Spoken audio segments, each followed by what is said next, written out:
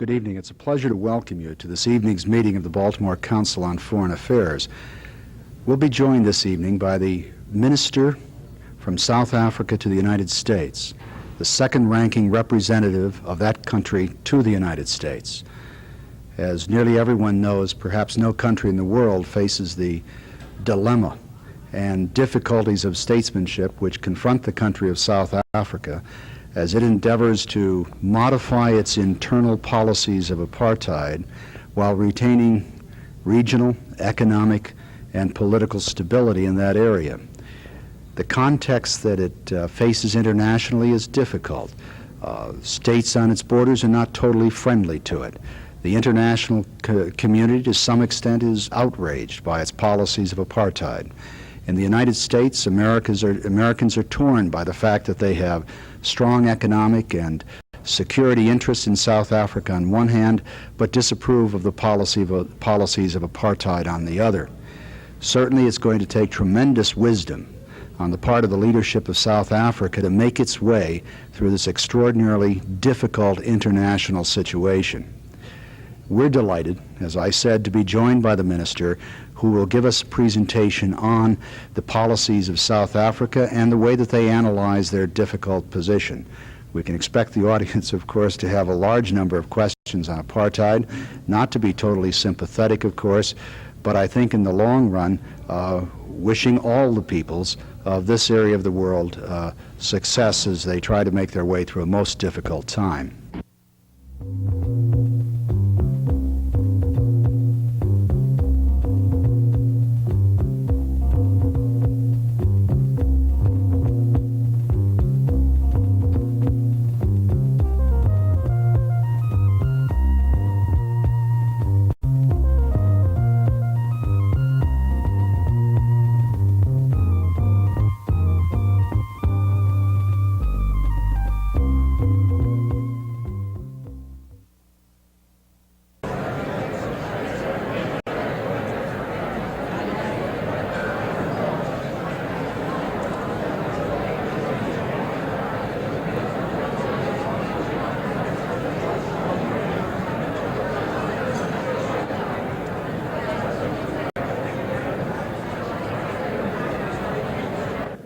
This afternoon, Ambassador Bukes was taken ill, and only a very short time ago, as a matter of fact, just a couple of hours ago, Minister Theodore, Aronson, the number 2 man at the embassy coming from testifying on the Hill, learned that he would be substituting for the ambassador.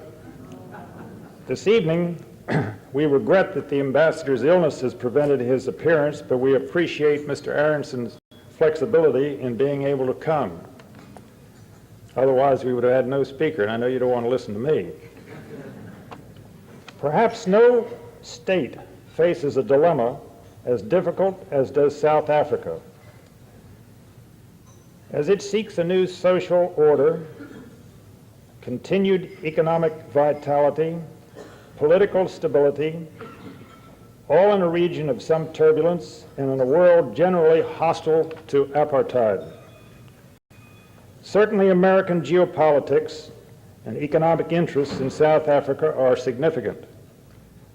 America's discomfort with apartheid is strong, and we know that the future of South Africa will be difficult and will demand extraordinary statesmanship. South Africa is attempting to work out its future in a sea of conjecture, and we hope to sharpen our understanding this evening by hearing an analysis of the situation by the senior representative of the Republic of South Africa.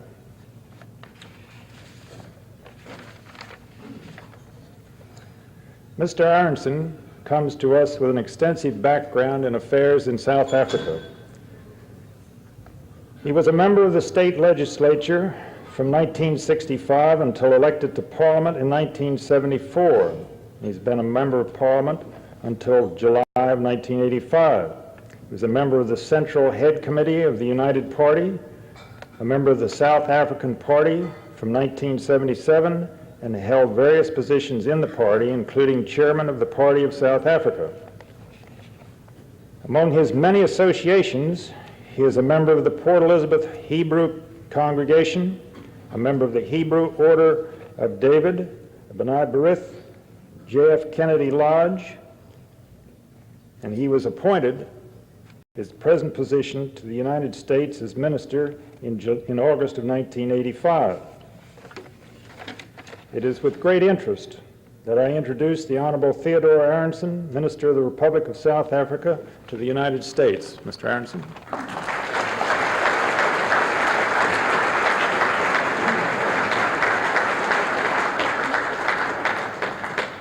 Mr. Patterson, distinguished guests, I would like to thank you and your council for the invitation, and I would like to thank you most sincerely for the gracious welcome that I received here tonight.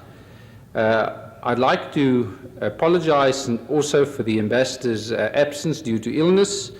It's a privilege to take his place, and I hope that I can satisfy you during the speaking time and during the question time. I want to say that it's a privilege for me to have addressed meetings both in the East Coast and the West Coast, because I have found a fair-mindedness amongst Americans that I didn't know existed till I came here 9 months ago. I want to say to you that Mr. Patterson mentioned to you that I was 20 years in the South African Parliament and the state legislature. For 15 years, I was in the opposition to the governing party. I was an opponent to apartheid. And in 1978, President Botha became the head of the governing party. And what he did was he started reversing all the procedures and the political policies of his predecessors to such an extent that two senior members of his cabinet, two senior cabinet ministers resigned, and 16 members of parliament walked out of his parliamentary caucus at the same time, and they formed an opposition party, and they are opposed to all the reforms that he's introduced into South Africa.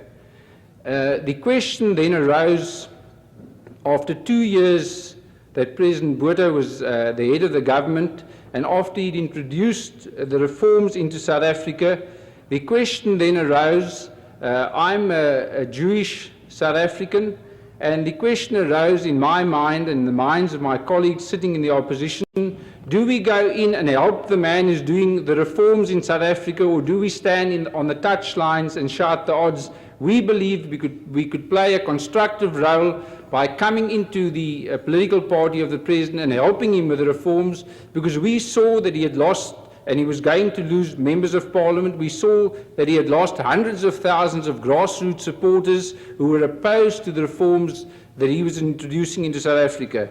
And for that reason, my particular political party, we dissolved totally, and we then joined the governing party, and President Botha has exceeded all our expectations in the reforms that he's introduced into South Africa, and I'll deal briefly with them during my speaking opportunity and obviously during question time. In the first place, there's a new constitution in South Africa that was introduced. In terms of the new constitution, the Asian people have one man, one vote, and they elect 45 members to a tricameral parliament. The colored people of South Africa, that's the mixed group people, they have one man, one vote, and they elect 85 members to parliament. The leaders of the Asian people and the leaders of the colored people serve in the cabinet with President Botha. The situation has worked so well, and there is a situation in South Africa whereby the colored and the Asian people have come into parliament, and there's been a situation where they've reached consensus on the most controversial issues in South Africa, to the extent that President Botha announced in January of 1986 in his State of Union message to Parliament that he was asking for legislation to be passed by Parliament, creating a national council where he and the black leaders could sit around the table and work out a power sharing agreement and total equality in South Africa. At the same time, he announced that apartheid was an outgrown concept in South Africa, it was outdated, and he rejected apartheid. Now, many of you may ask me the question, and you may say quite correctly, you want proof, there's got to be evidence. And the evidence lies in the fact that legislation has been abolished from the statute books, and you find a situation where many laws have been reversed, many laws have been changed, and one of the laws which was a cornerstone of apartheid, the past laws, as you may have seen in the American newspapers and news media over the last few weeks, that's been totally reversed in South Africa, and Parliament is now going to amend 34 laws and or proclamations, totally removing the passbook system and the influx control system, which controlled the movement of black people in South Africa from the statute books of South Africa. As many of you know, there are 10 different black communities in South Africa, many of them speaking a different language, having a different cultural background from each other. And as I mentioned earlier, President Botha at this point in time is going ahead with the legislation to enable him and the black leaders to work out a power sharing agreement, the same as he's worked out with the Asian and the colored people of South Africa. Overseas, there's a wrong perception of South Africa, because the perception of South Africa is that we're a first world country, and that's why you have people from overseas suggesting first world solutions for South Africa. I wish that were true, and I wish it was as simple as all that. But South Africa is a country where you have a small portion which you can classify as first world. The balance of South Africa is third world. We're part of Africa. That doesn't mean that our standards don't have to be as high as the standards that you have in the West, but the solutions that you perceive aren't the solutions that are to be the solutions for South Africa, and it's only South Africans sitting around a table who can find the solutions for South Africa and for Southern Africa. President Botha has also, as a large part of his reform program, one of the major aspects is the improvement of the quality of life of the black people of South Africa. He's committed, and he has spent thousands of millions of rands on housing, on education, and in fact, just to deal with education, to give you some example, as you know, there's an armaments boycott against South Africa, and as a result, we've had to start our own armaments industry, and defense has for that reason been our heaviest expenditure in the budget. In March of this year, the budget was introduced into Parliament, and education is now the biggest expenditure in the budget of South Africa, and at the same time, the budget in regard to black education went up by nearly 28%, and that shows you a commitment to educating and improving the quality of life of people of South Africa, because education is a basic requirement if you want improvement of quality of life of people. In addition to that, thousands of millions of rand have also been spent on hospitals, on schools, and creating employment situations, and all these efforts have been directed at improving the quality of life of people. Now, there are certain proven facts, and it's no use for me to look past those facts or for you to look past those facts. South Africa, together with Russia, has got certain strategic minerals on which the West is dependent, and I'm not going to labor you with the facts. There are documents which prove the exact percentages of the minerals that the West or the United States imports from South Africa, and it's part of the strategy of the Soviets. It's on record from the Soviets that they're after the treasure house of Southern Africa, because then if they control the minerals of South Africa, they will have a monopoly on the minerals needed by the West. In addition to that, nearly 70% of the oil for Europe comes around the South African sea lanes. So you see, the Soviets have a very vested interest in South Africa. The one group that the Soviets are backing to the hilt is the African National Congress, and there was a hearing in 1982 in front of the United States Senate before one of your select committees, where it was proved that the African National Congress was financed by the Soviets. I want to say this, that you may have seen in recent times that the ANC, that's the African National Congress, and the PLO, Palestinian Liberation Organization, they met in Libya, in Tripoli, and they are part of the Tripoli connection, and Mr. Gaddafi is also training the radicals in South Africa for revolutionary overthrow in South Africa. So what I want to make clear to you, the people who want revolution in South Africa aren't going to extend democracy. Democracy won't be enhanced if there's a revolutionary overthrow, but there's no doubt in my mind that the moderate people of South Africa, of all colours, are going to solve the problems of South Africa, and that's going to be in the very near future. In the media, it's actually depicted that in South Africa, it's a black and white struggle. Now, to be perfectly candid with you, that may have been so in the years gone by. But the present situation in South Africa is, on the one side, you have President Botha, and you have the Asian and the coloured leaders, and you have the moderate black leaders, and they believe in one thing, and that is that there's got to be a peaceful negotiation. They disagree on a lot of the detail, very important detail, but they're in agreement on one factor, and that is that only a peaceful negotiation can succeed in South Africa.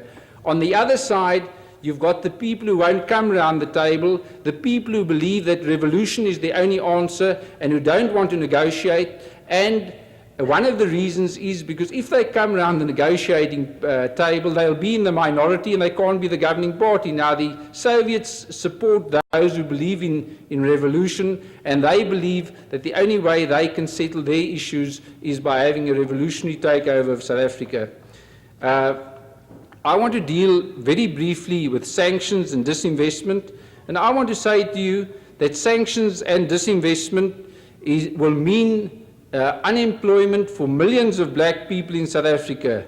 It'll mean starvation and poverty for millions of people, and it plays directly into the hands of the revolutionaries in South Africa, because they want South Africa ungovernable, and the way to make South Africa ungovernable is to ensure that you have vast unemployment, and that would stoke the fires of revolution in South Africa.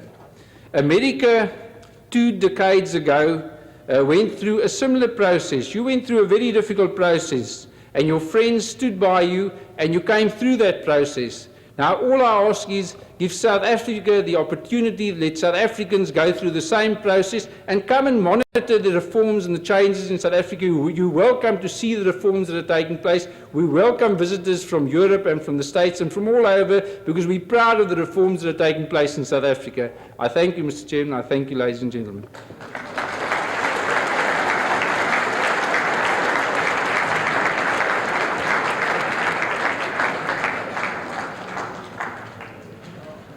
Thank you very much for your introductory remarks. I would like to ask that our guests this evening refrain from interrupting the program any further. Your message has been duly noted by all 400 members and guests of the Council. If you could perhaps block the view of those behind you, or cease blocking it, that would be very nice and helpful.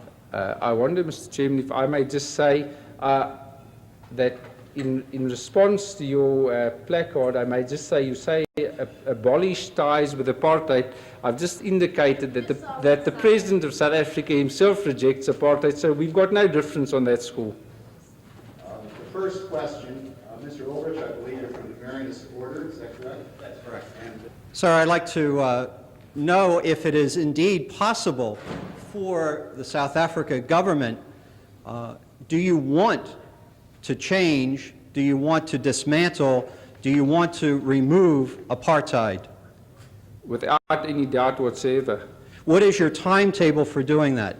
I want to say to the gentleman that's asking the question, in America in the 1960s... No. What's your timetable for that? You're asking the question, I'm answering it. Okay. So when you ask the question, I'll keep quiet. When I answer, you can keep quiet.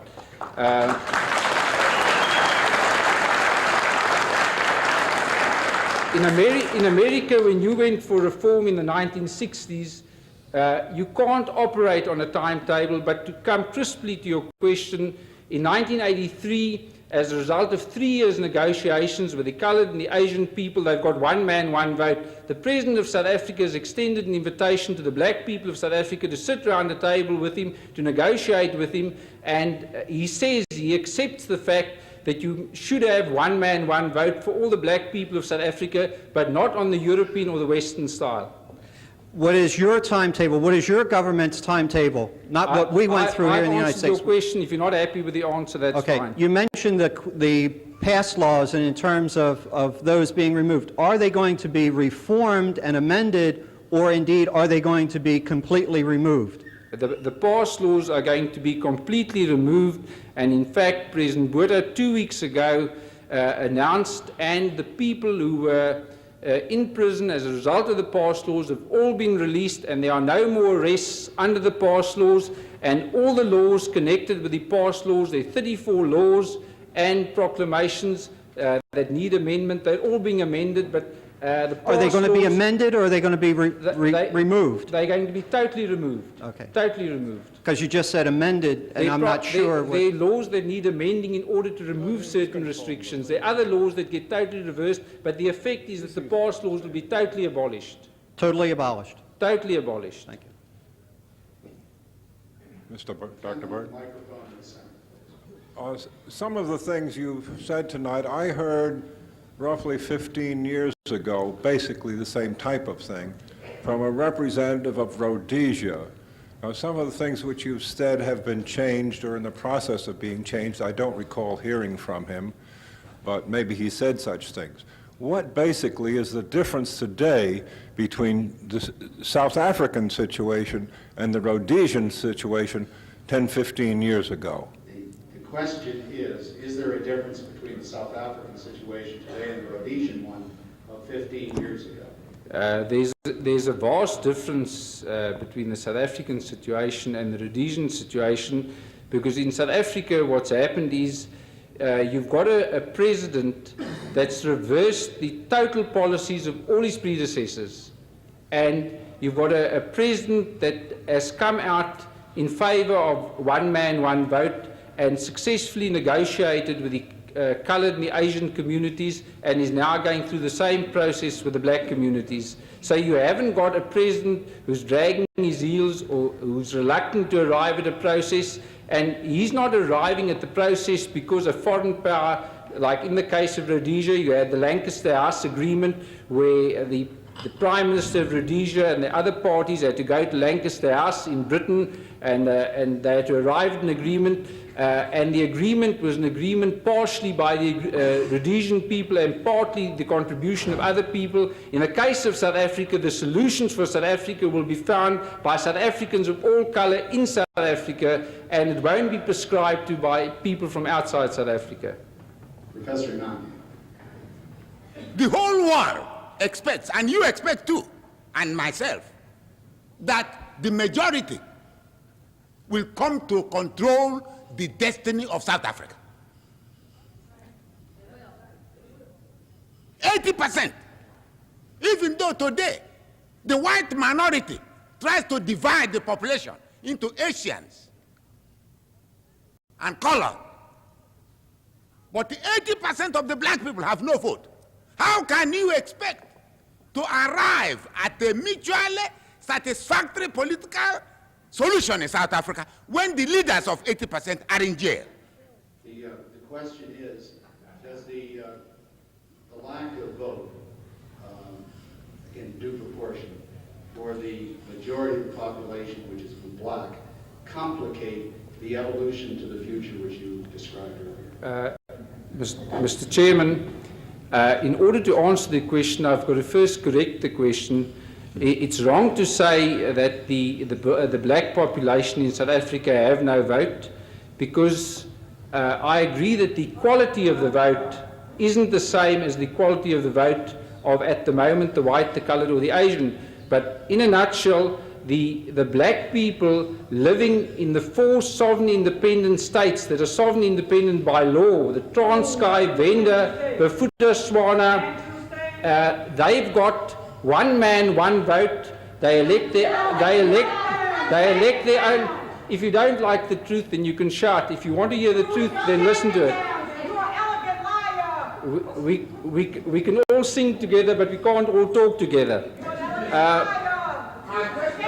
I'm answering your question. My question is, how can you arrive at a satisfactory political solution in South Africa when the leaders of the blacks, 80% are in jail? That's my question. Professor, you are totally wrong to say that 80% of the black leaders are in jail. I'll start naming some of the black leaders to you. Chief Buthelezi is the leader of 6.5 million Zulu. He's the leader of 6.5 million Zulu people, and he's not in jail. The leader of the Xhosa people, that's 4 million people, Chief Mantanzima, is not in jail. The leader of the Venda people, the leader of the Botswana people, none of them are in jail. It's selective to say that the leaders of the black people are in jail. There are certain people that are in jail, that's without any doubt, but to say that all the black leaders are in jail is totally incorrect. Yes, sir. The center aisle, please. Thank you, Dr. Byrd. Mr. Minister, I'd like to thank you on behalf of what I believe is the majority of the council for coming. You're certainly addressing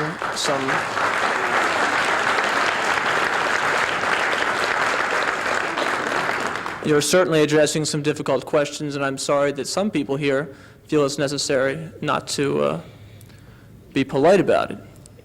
My questions are very brief. I wonder if you could comment on we've seen recently that the Organization of African Unity and most United Nations countries have condemned South Africa, insisted upon sanctions upon South Africa, and ceased trade with South Africa. But on the other hand, I understand that there's quite a bit of trade between South Africa and other countries in Africa. I wonder if you can comment on that. And also, I wonder if you can comment on, to follow up on an earlier question, what the situation in Zimbabwe, how it turned out, how that turning out in Zimbabwe has had an effect on what may happen in South Africa. There are two questions. The first is, would you comment upon what appears to be a contradiction between public statements denouncing South Africa by the Organization of African United States on one hand, and trade which continues between some of them and South Africa on the other, that being the first question. I'd like to respond to that by saying that of the 50 states in Africa, there are 46 states in Africa that trade actively with South Africa. And in fact, during 1985, the trade that South Africa has with the other states in Africa went up by 72% over the trade figures of 1984. So you'll see that the trade is very heavy between South Africa and the other states of Africa. There are certain states in Africa that couldn't survive without South Africa. You've got a situation, for example, that at present it's estimated that you have got something like 1.2 million black people from other states in Africa who've come to work in South Africa. Many of them have come there without contracts. There are approximately 350,000 black people from other states in Africa who've come on legal contracts to work in South Africa, and at the end of every month they send their money home to their families in the other states of Africa. But the total the estimate is that there are 1.2 million black people from other states in Africa. So you can see there's an enormous dependence. If you take into account that in the average black family there would be 6 persons to a family, and if you work out that 1.2 million black people are working in South Africa, it gives you some idea of the situation. In regard to Zimbabwe, I don't want to go into detail and talk about another state in Africa, but I would like to just say this in response to your question. In Zimbabwe, you've got the situation where there were 2 major groupings or black communities, President Mugabe's black community and that of Mr. Nkomo.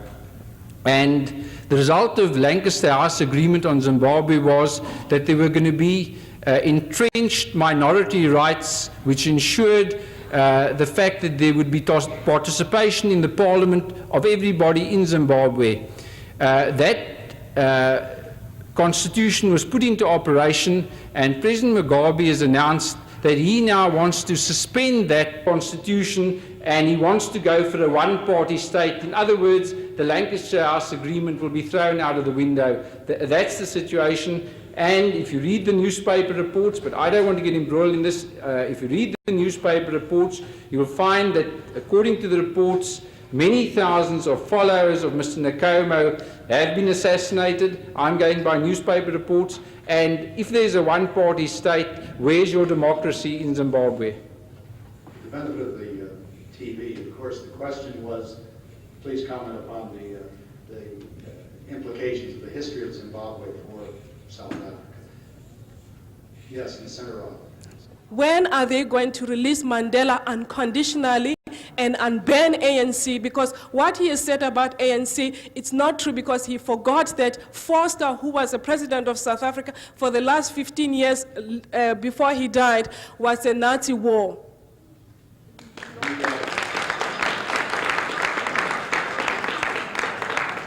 A reply to the one part, because I think it's a very important question. Nelson Mandela is somebody who's of importance in the South African situation, and I think that that's an extremely fair question. When is Nelson Mandela going to be released? And I want to respond to that. The President of South Africa has put it to Mr. Mandela, and not only to Mr. Mandela, but all the people who were convicted of wanting to commit revolution in South Africa by the judiciary of South Africa, which the international jurists have come to the trials in South Africa. They are satisfied that the judiciary in South Africa is above reproach. And what President Botha has done by way of an offer, he's offered the political long-term prisoners who were convicted of crimes relating to revolution in South Africa, the offer he's made them is, if they prepare to sign that they forsake violence, they'll be released from prison immediately. Some of the people who were convicted have taken the offer up and they're released. And the same offer is open to Mr. Mandela. The same offer is open, so it's in his hands now. If he accepts the offer, he's out of jail tomorrow, and because he's forsaken violence, he comes around the negotiating table as a negotiating partner. What could be fairer than that? What could be fairer than that? What other country where a man wants to commit total revolution in your country would release the man from jail? But President Botha, in a hand of reconciliation, has said, sign a renunciation of violence. He said it publicly, and you're out of jail, and you can be a negotiating partner. But the police sign a renunciation. The gentleman has is the next person. Yes, I am, excuse me. I'm Reverend Dr. Potter from the American Friends Service Committee, Southern Africa Project. The question that I have is, in speaking about violence and the use of violence, would not you agree, particularly being a person of Jewish descent, very familiar with the legacy of the Holocaust and systematic genocide, would you not agree that systematic hunger, where 5 out of 10 black South African children die before they reach the age of 5, even though South Africa exports food, is violence? Would you not agree that the systematic murder of anyone who dares to stand up against apartheid, black or white, Afrikaner or English, that is also violence? Would you also, and I'm through, would you also not agree that the South African government has entrenched itself rather than reformed itself when it continues to even sit down and talk with Bishop Desmond Tutu and other progressive leaders? Would you not also agree that the business community in South Africa, which has demanded that the South African state release Nelson Mandela and move towards logical reform, would you not agree that that is irrational action? Lastly, you being, this is a personal question, you being a descendant of Jewish people who obviously during this time period, we have to remember the horror of the Holocaust so as that it will never occur again. How is it that you being a person of that peoplehood and that faith and that memory, how is it that you can support, this is the question that black South Africans ask, how is it that you can be the ambassador of a nation where during World War II, these folks sided with Nazi Germany and were in turn in internment centers in South Africa, but yet came to power in South Africa? How is it that you, with any amount of dignity, can be an ambassador of a state that participated in the extermination of your own people? The questions basically are, one, would you comment upon the harshness of the living conditions of the blacks in South Africa? And secondly, comment on whether you find an inconsistency in any way? I'll answer the gentleman's question. Thank you. If you take a seat, you may find it more convenient because my answer may take some time. What I want to say is that the gentleman's presented the facts as he wants to present them, but the fact of the matter is, I'll deal with myself as a Jew. That's one of the questions. My mother, my wife's parents, they come from Lithuania, as many of your parents came from Eastern Europe. I mentioned at the start that for 15 years I devoted myself to opposition to the government to get rid of apartheid. When President Botha came into power and he rejected apartheid and he was prepared to get rid of it, you needed courage to join him and help him in the reform process. And I'm proud as a Jew that I'm taking part in the reform process of South Africa. Now,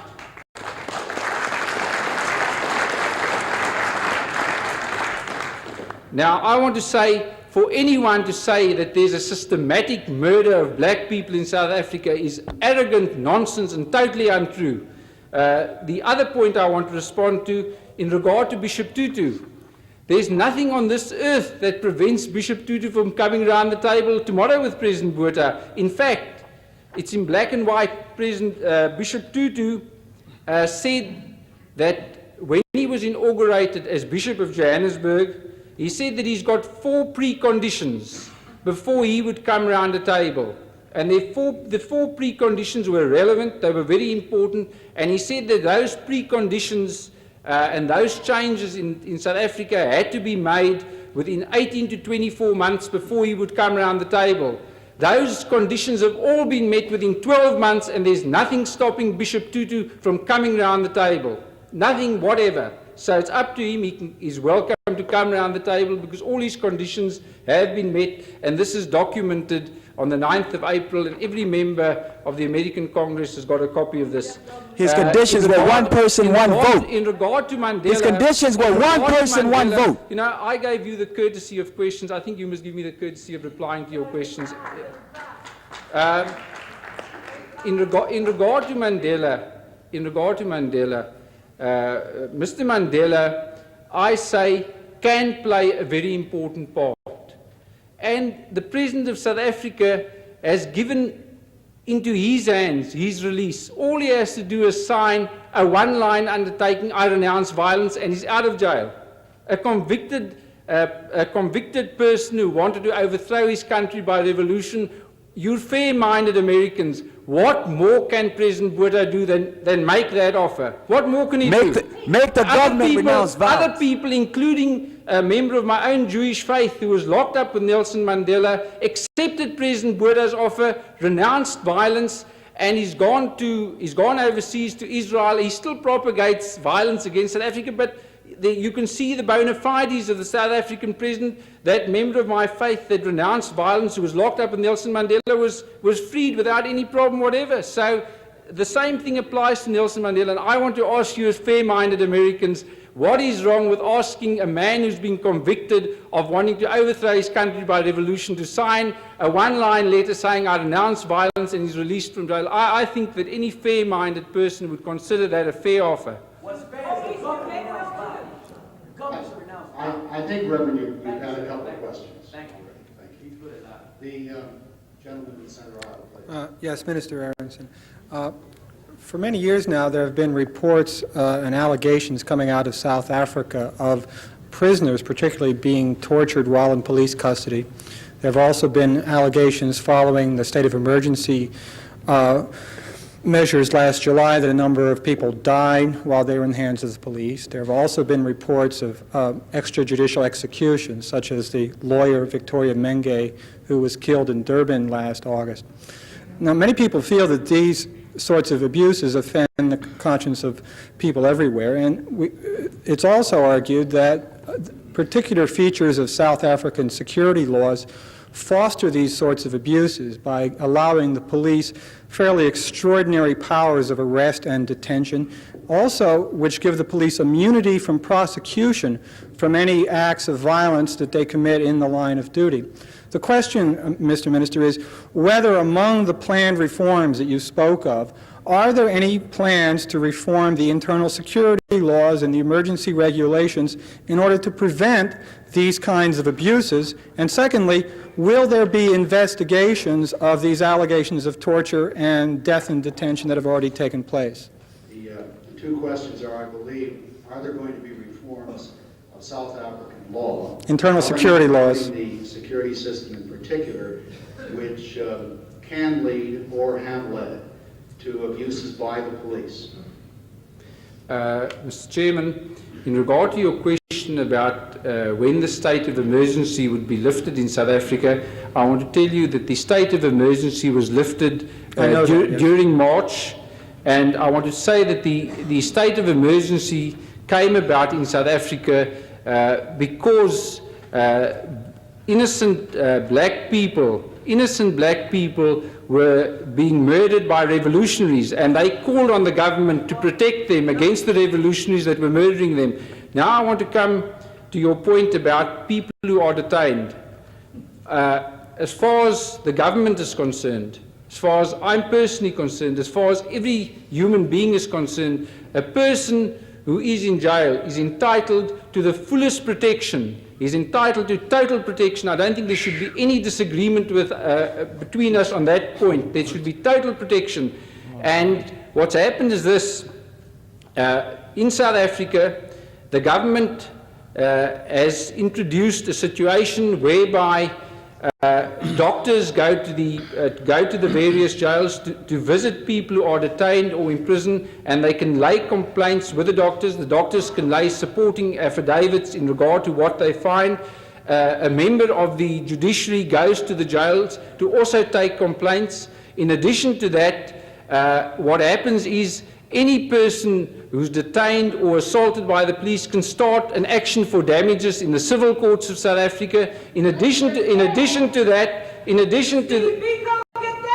his family got enormous damages, and I believe they were entitled to it. We all condemn that situation. You've had people in every country of the world in the prison system where somebody has died, and obviously the government is totally opposed. In the case of Stephen Biko, there is a typical case where the government was sued for civil damages and they paid up. There was no argument. They paid up. They didn't go to trial. They paid up. So what I'm saying is that where policemen, in addition to that, where there's an abuse, there's also an internal inquiry in the department into that policeman. And now I want to go further.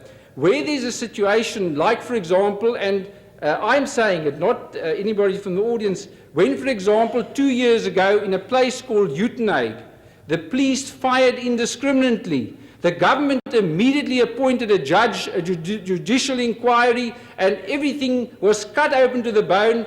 People sue for civil damages, they lay criminal charges, and the government doesn't want to protect any situation whereby a person in a lesser position, if he's in jail, he's entitled to the guardianship of the state, he's entitled to be looked after, and the government is totally opposed to any policeman who takes the law into his own hands. And as I've mentioned to you, there are all these different procedures whereby the police are dealt with civilly, criminally, internally by their department, and as I say, there are these safeguards, but despite all the safeguards, you will know, even in the American prisons, you'll know in the other prisons, despite all the safeguards, you will get policemen who don't deserve to be policemen. Now in South Africa, our situation is we've got 50,000 policemen only in the whole of South Africa. I think you've got more than 50,000 policemen only in the state of New York. So you can see the situation. We're totally understaffed. We're not a police state as people say we are. And more than half the police force are members of the black community. But where there are abuses, whether it is by any member of the community, it is cut open to the bone.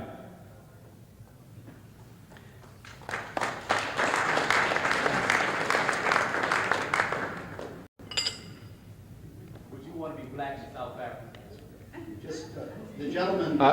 I'd like to be black because I'd like to be part of a South Africa where I sit around the table and I negotiate on behalf of my people to share power and not to start a revolution where most of the victims of the revolution are black people who die in the cause. I'd like to be black and to negotiate on behalf of my people for a stake in the country, politically, economically, and in every other way.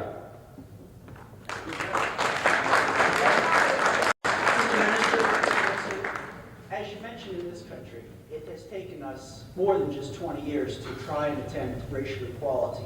It's been going on for 100 years, and despite that our laws are gradually progressing towards that, we still have to worry about the psyche of the people as far as racial equality and racism in our country. What I'm wondering how you feel is, as far as the whites and the blacks in South Africa, as far as the idea of racism, of the ability to get along, it's one thing to try and gradually make changes in the government's laws. How do you feel there can be moral and intellectual changes, especially among South Africa's whites, to gradual, especially political and social equality between the races in your country? In regard to that question, I want to say that firstly, the changes in the laws brought about by President Botha to take discrimination off the statute books is a priority number one, because you've got to start off as equals, black and white, around the negotiation table. So you've got to remove racial discrimination from the statute books. Now, what he's done is, and that's why he lost 2 senior cabinet ministers and 16 members of parliament, he went ahead with a policy of taking racial discrimination off the statute books, and those people who've left his political party have now formed a major party in the opposition of South Africa. They've adopted an attitude totally opposed to him. There's some of those people that you won't be able to change their minds. But the fact is, President Botha is ignoring them. He's going ahead with a majority of South Africans who believe that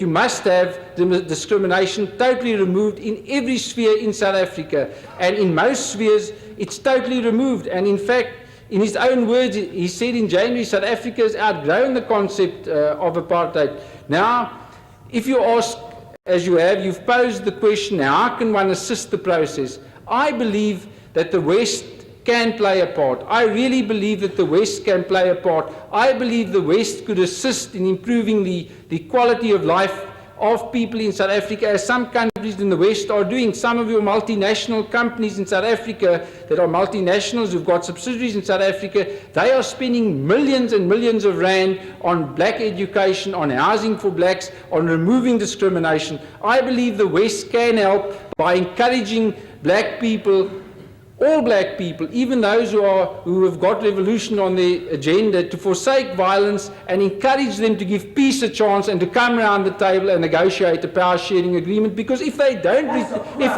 reach an agreement, if they It's a crime against humanity. It's a crime. It's a crime.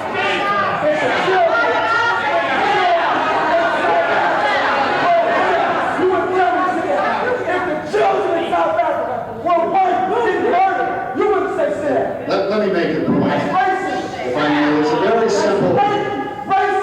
Ducky, not Moorish.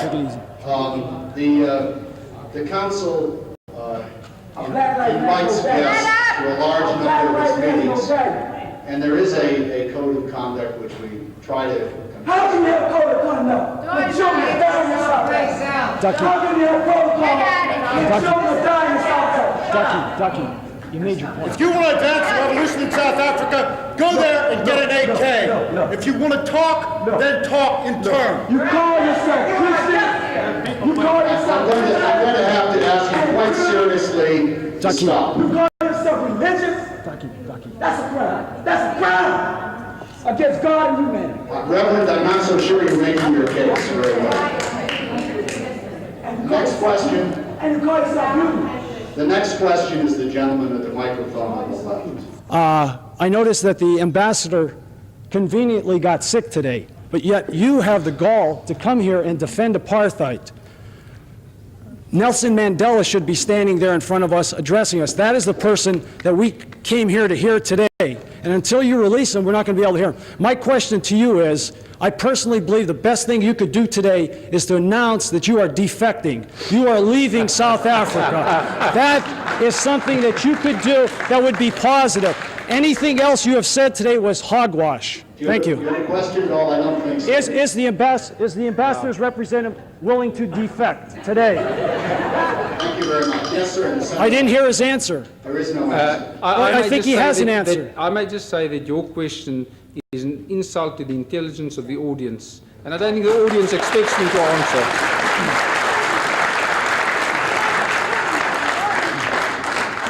Yes, sir, the gentleman on the far left, please. Yes. You spoke of revolutionary elements or revolutionary groups in South Africa. Now, I don't feel that revolutions happen for no reason at all.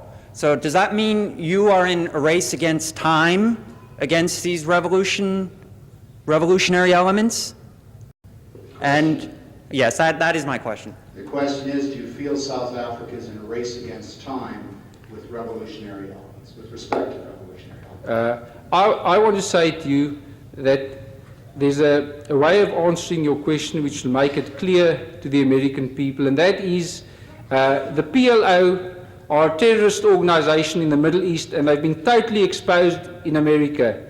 The African National Congress is a terrorist organization like the PLO in South Africa, and in fact, so much for freedom fighters that they met last month in Tripoli, in Libya, with Gaddafi, with the PLO, the ANC, and the other organizations who want revolution in South Africa, and they're planning terror not only in Europe and America, but also in South Africa. Now, if you feel that we shouldn't take steps against terror, it's been decided by a conference during the course of the last few days in Japan that steps must be taken against terrorists wherever they be taken, and so the program of the revolutionaries are to make South Africa ungovernable, but the majority of the people in South Africa want to work together, want to live together, want to share power together, and they believe that there's a place in the sun for every South African, so the revolutionaries won't succeed in South Africa. Gentleman in the center left. Mr. Minister, in case you're wondering, you are in a race against time. And my question is, what are you offering? Now, South Africa is an area of great importance, both to those who worry about chrome and gold, and to our friends here who worry about other people's consciences. Now, the ANC is, whatever solution we have in South Africa, will have to be, the blacks will have to swallow it. It will have to be acceptable to the black population. The ANC is offering them, well, you, the ANC, will control things. You will be the power in this country.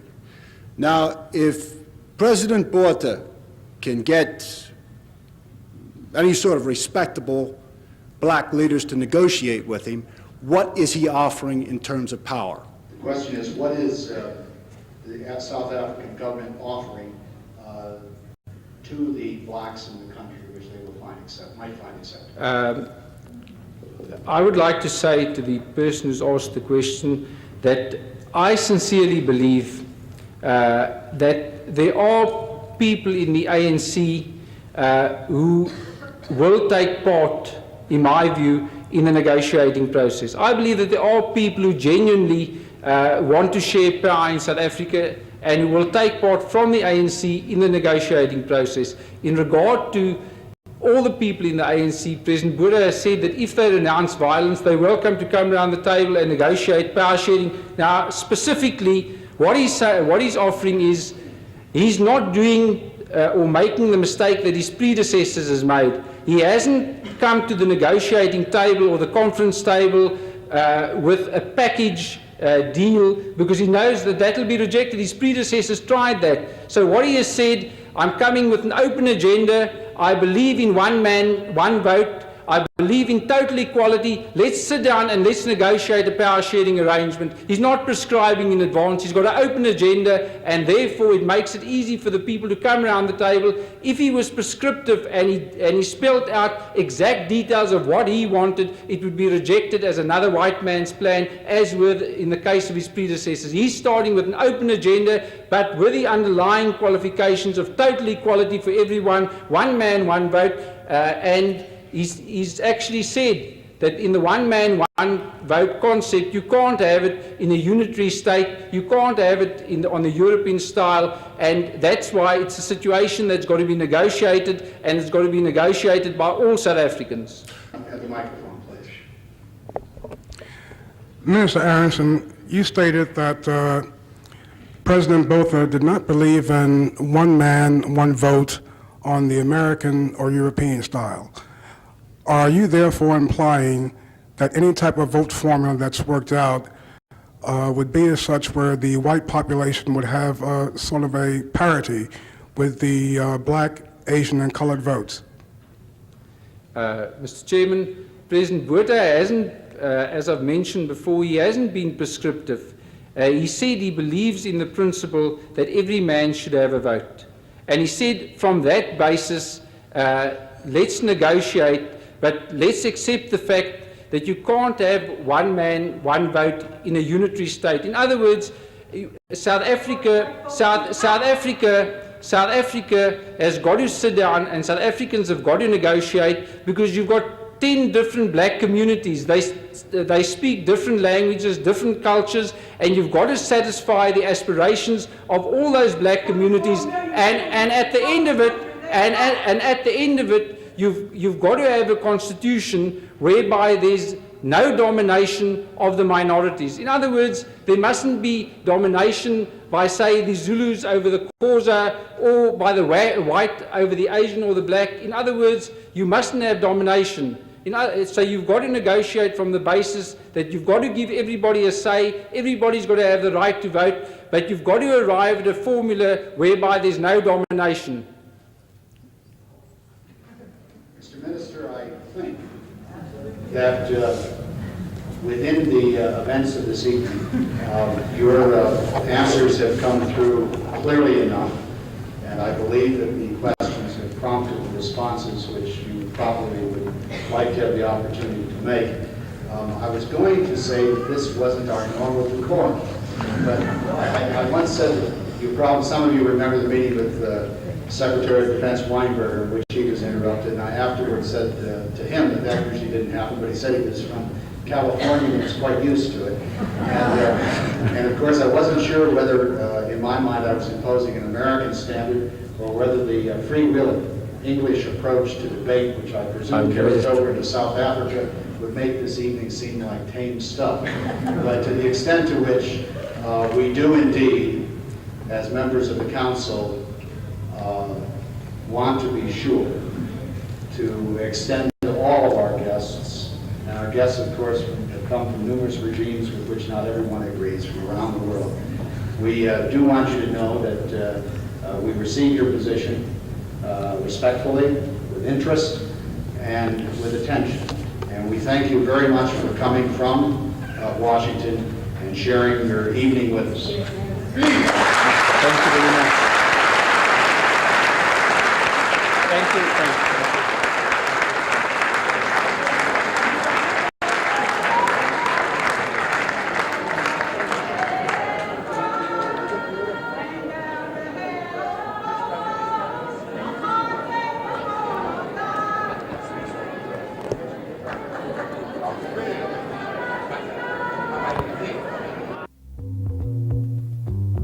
It was good to have you join the members of the Baltimore Council on Foreign Affairs for this evening's session.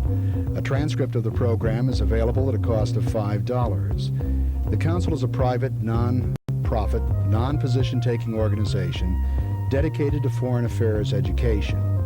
Membership is open to the public, to all citizens seriously interested in foreign affairs. For membership information, merely call the Council at 727-2150 or write to Suite 2155 at the World Trade Center.